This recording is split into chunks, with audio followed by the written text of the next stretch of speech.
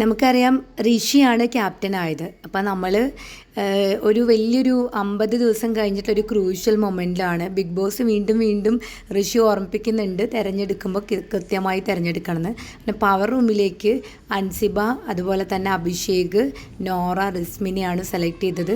നന്ദനയും സായിയെ കൂടെ സെലക്ട് ചെയ്തിരുന്നു. ഇത്ര പേര് പറ്റില്ല എന്ന് പറഞ്ഞപ്പോഴാണ് അവർ രണ്ടുപേരും പറ്റില്ല എന്ന് പറഞ്ഞപ്പോൾ അവർ രണ്ടുപേരും അങ്ങനെ പുറത്തുപോയി. ബാക്കി 4 പേര് അതായത് ആണുള്ളത്. വളരെ മോശം പവർ ടീം ആവാൻ തന്നെയാണ് സാധ്യത. കാരണം റസ്മിനും നോറയൊക്കെ അടുത്ത നോമിനേഷൻ ലിസ്റ്റിൽ വന്ന് വരും ആഴ്ചകൾ പുറത്തു പോകേണ്ട ആൾക്കാരായിരുന്നു. ഈ ഋഷിയുടെ സെലക്ഷൻ വളരെ മോശമായി. എന്തായാലും മോശം അഭിപ്രായം തന്നെയായിരിക്കും എല്ലാവർക്കും ഉണ്ടാവുക. ഇതൊരു ഒരു 50-ാം ദിവസം കഴിഞ്ഞ് നിൽക്കുമ്പോൾ 55 ദിവസങ്ങളൊക്കെ കഴിഞ്ഞ് നിൽക്കുന്ന സമയത്ത് ഒരു നല്ല ടീമായിട്ട് സ്പ്ലിറ്റ് ചെയ്തിരുന്നുവെങ്കിൽ നല്ലൊരു ഗെയിം ചേഞ്ച് ഉണ്ടാവുമായിരുന്നു. ഒരു നല്ല അതായത് ഡിസേർവിങ് ആയവരെ കൃത്യമായിട്ട് ഇത് ചെയ്യാമായിരുന്നു. അല്ലെങ്കിൽ എനിമീസിനെയൊക്കെ ഒരുമിച്ചിട്ട് അങ്ങനെയൊക്കെ പലതും ചെയ്യാമായിരുന്നു.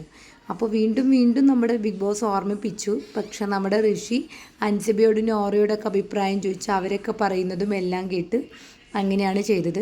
നോറ ഇപ്പം തന്നെ പവർ ഉപയോഗിക്കാൻ തുടങ്ങി. നോറ പവർ റൂമിൽ കയറിയും തന്നെ നന്ദനയോട് എൻ്റെ പവർ ഉപയോഗിച്ച് ഞാൻ പറയുകയാണ്, നിൻ്റെ സാധനങ്ങൾ എടുത്തിട്ട് പോകുന്നൊക്കെ പറയുന്നുണ്ട്.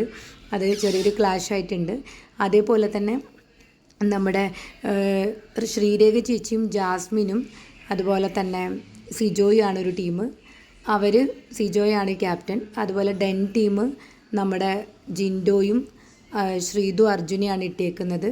അതുപോലെ സായി നന്ദന, അതുപോലെ അപ്സര, ശരണ്യ അവരാണ് കിച്ചൺ ടീം. അതിൽ സായാണ് ക്യാപ്റ്റൻ.